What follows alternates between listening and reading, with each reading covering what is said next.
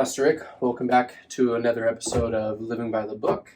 Appropriately enough, you're wearing what some might call an Easter color, right? It's my pastel gentler. Yeah, it's part of your spring line. Kinder, gentler spring line. But it's still logo wear. I mean, it's part of the GBC spring collection. It's coming to you in stores someday, or not. We'll see. But a little bit of information. Talk to me. There's a couple of things. These things that we have. Yeah. The larger logo is the size of a Diet Coke can. This is actually traced from a miniature Reese's cup. It is true. And that's how you know that it's authentic GBC apparel. Yes, you hold a Reese's cup up to that, and it fits exactly. That's how you know you got this. So if you're walking the streets of Sacramento and you see a vendor trying to peddle some GBC apparel, and that logo is not either the size of a Diet Coke can or Reese's, you know you're getting ripped off. That's right. Put it that way. Knockoff wear. It's not. Yeah, that's really good. Because we're like Ray-Ban. They're trying to sell you things. That's right. For sure. Okay. Back to Easter. Anyways, serious things. Yeah, that's a nice segue. That's transitions.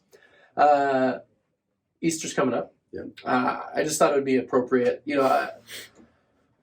Obviously, it's one of the biggest days on the quote-unquote Christian calendar. But I think it's always good to pause and reflect, beyond, and even prepare ourselves before Easter about what we're celebrating. So I thought it would just be a good opportunity for you as our pastor just to reflect a little bit on Easter. Maybe share why is it called Easter? I think that's a question that a lot of people might have. I think I have that question. But also just reflect on, as you're approaching Easter, what are you thinking about? What are you meditating on to really prepare your heart to worship and to celebrate on that day? Sure. There's several questions there. First, don't you like when I overload you with questions? The celebration that is of the greatest value to the Christian church, maybe even surpassing Christmas, is the celebration of the resurrection of Jesus Christ. Yes. So many Christians prefer to refer to Easter as Resurrection Sunday instead of Easter. Yeah, I think that the Resurrection Sunday was set by, if I remember correctly, in 325, the Council of Nicaea. They established when the celebration of the resurrection should occur, and it's the first full moon after the solstice or the equinox, right? I think is what it is. Yeah, if I remember something like that. Yeah. So that's when they set it, and that it's approximate to, therefore, it's approximate to the spring equinox, which the spring equinox is where the amount of daylight and darkness match. Right. It's equal. Thereafter, sunlight exceeds, and more sunlight comes, like a rising of the light. Right. And Jesus, being the light of the world, who rose from the dead, is now overcoming darkness. Overcoming darkness, and is portrayed well through the resurrection of Jesus Christ. Yeah.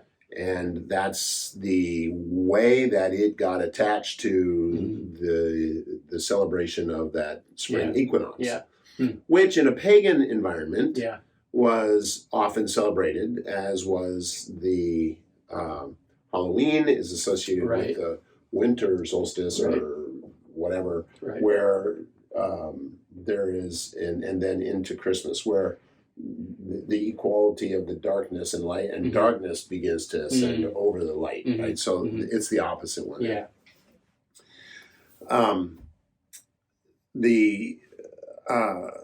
The pagan observation of this, because they're very much into astrology and astronomy and other things, and the amount of light and dark and so on was significant to the pagans. And there was a goddess, and I can't remember whether she was a fertility goddess. I think it might be a fertility goddess, which is where the rabbits came from, by the way.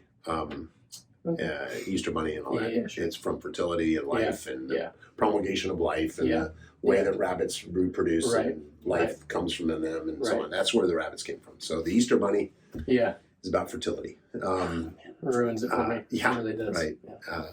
Yeah. It's hair today and gone tomorrow. Yeah. But, anyway, that was such a dad joke. It's unbelievable. Sorry about that. I am a dad.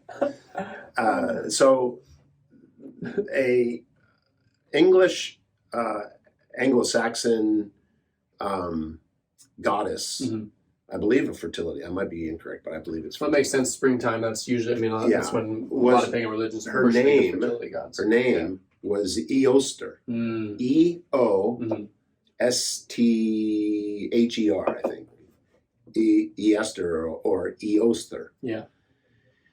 That became contracted to Easter. Gotcha. Right? Yeah. Which they celebrated that around that spring equinox, which was a significant portrayal of the budding of trees, all the greening of vegetation, anticipation of crops, right. Else, So that's all the pagan thing. Yeah.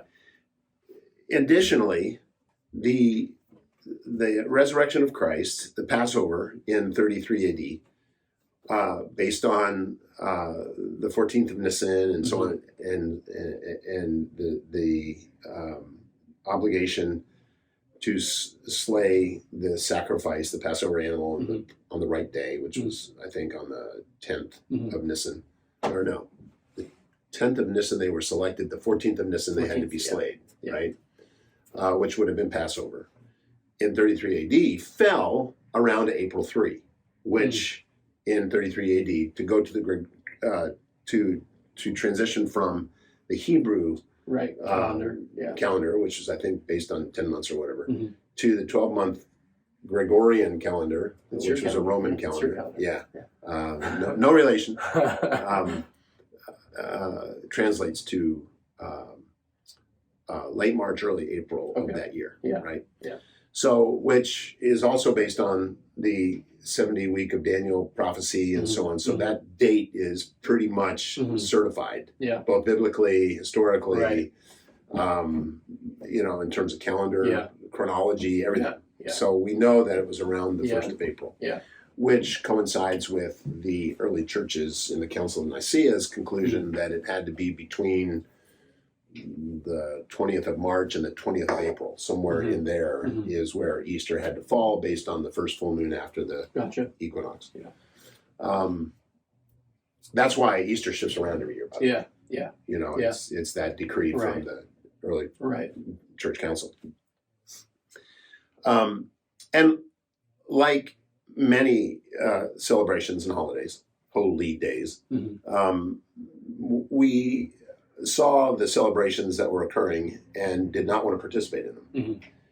I'm talking about early Christians, the early Christians, and therefore they referred at that time of celebration to their own celebration, which was sanctified, centered around Jesus Christ, as a rival alternative to that what the pagans were doing. The Christians, the Christians were doing this. With the Christianization of society in the West, right, which happened through the Roman Catholic Church's domination and so on and so forth, and then ultimately the Reformation and so on. Those pagan holidays became squelched, and the Christian holidays usurped and took over, right? So now it's Christianized. Right. But now pagan ideas are resurging and are squelching out the Christian holidays. And Christians are reacting to that by saying we shouldn't have anything to do with this, which is a conscience issue.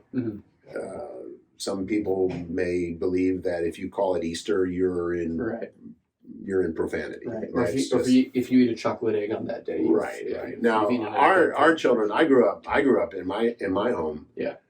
We had the Easter bunny. We had chocolate baskets with eggs and all kinds of stuff. We were all out. Right. We did not, as a child, I was not confused. I did not think, oh, that means that Jesus isn't that important. Right. It was all part of the greater celebration of Christ. This chocolate and so on and so forth. And we did that with our children. Our children celebrate Easter. We had Easter icons. We had all those kind of things. But there was never any confusion Right. in their mind Right. that was what Easter was about. Yeah. You know. Yeah. I have pictures of my children, the girls in their white slips and the boys in their T-shirts, and searching for Easter baskets through our house, and I would hide them according to the age-appropriate difficulty level. And so, Right. William would always find his first, Right. and Rich would always find his last. Yeah, sure. Because of how challenging I would make Yeah. it. It was just a fun activity as a family, Yeah. and we enjoyed it. And I don't think there's anything profane or ungodly or compromising or anything like that to it. That's my conscience, though. Somebody else's conscience may find that abhorrent. Yeah. That you would mingle the mythical, superstitious, pagan thing with Christianity. Yeah. And I didn't see it as mingling it. I saw it as a fun thing as a family we were able to do. But Easter Sunday was always about the resurrection of Jesus Christ. Yeah, sure. And we always called it Easter. Right. It was Easter Sunday growing up. In fact, sometimes even now, I'll say Easter is in 2 weeks, or on Easter I'll be preaching this, that's so ingrained in me that I even call it Easter, even though I know where the origination of Easter came from, the word and so on. Right. That's been disassociated. Words change their meaning. That's been disassociated from that. Until recently, there's been a resurgence. Interesting. Which has motivated me at times when I think of it. Right. When you're being cognizant of what you're saying. Yeah, I'll refer to it as Resurrection Sunday. Which is far more clear for believers. Right. But like everything else, we shouldn't judge or despise one another based on these things. If somebody calls it Easter Sunday, they don't have to be corrected. Right. You don't have to go to them and say, you should not be doing that, because don't you know that Easter came from Eoster, who was a fertility goddess of the Anglo-Saxons, and it was a pagan holiday celebrating the... You don't have to... Don't ruin it for them. Yeah. I'm not saying ignorance is bliss, but we don't have to correct everybody's at least behavior. Not that we know of. Right. Get it? Because it's ignorant. Yeah. But we don't have to correct everybody's behavior to match our own conscience. Right. That's where we find division and arrogance one against another, because we're going beyond what is written. Right. The Bible never condemns such things. It never condones such things. Easter is not a biblical commandment, nor is it a biblical prohibition. There isn't anything, you have to derive it logically through various principles. And depending on where you end up is the particular principle you find most weighty. Yeah. Which is a subjective choice. Exactly. So it's a matter of conscience. So let people have their conscience. You have your own. Everybody's going to, Romans 14, everybody's going to stand before the Lord for himself. Right? So we should stop judging before the time. Let Jesus sort it all out. And he will. And you have to do what you do as unto the Lord. And I believe that the celebration of the resurrection of Jesus Christ around the spring equinox is a noble, honoring thing to Christ. It isn't a compromise. It isn't a, the people that take, what fellowship was darkness with light, what, concord as Christ with Belial, and they try to take that and say you can't celebrate Easter, you can't celebrate Christmas, you can't. I think they're going beyond what is written. They're making application and coming up with new interpretations based on applications, which is often what the Pharisees would do. And we just don't want to go there. We don't want to sit in despising one another or judging one another. And if a person has a conscience against Halloween or Christmas or Easter, we shouldn't look at them and despise them as legalists or as people who have a bound conscience or whatever. Let them stand before the Lord with a simplicity themselves. Don't despise them for it. Don't judge others who feel free to have Easter egg hunts. Don't do that. Let's just keep our eye on the ball. What is the ball? It is the glory that Jesus Christ has received because he rose from the dead. That's what we want to maintain. Yeah, whatever you call it. Yeah, yeah. No, that's helpful because that's always a question that comes up. And even as we're thinking about heading into Resurrection Sunday or Easter, we want to be united around what is most important, which is that we are celebrating that Jesus has risen from the dead. Amen. So I'm excited. I like that you're preaching on the resurrection. It's awesome on Resurrection Sunday. That timing is just perfect, right? I mean, he set that up in 325 AD for you. So, yeah. he was planning ahead. Sovereignty, providence. So no, we're eager to celebrate that, and eager Amen. church to celebrate that with you as we get to rejoice together. And I'll be home by then.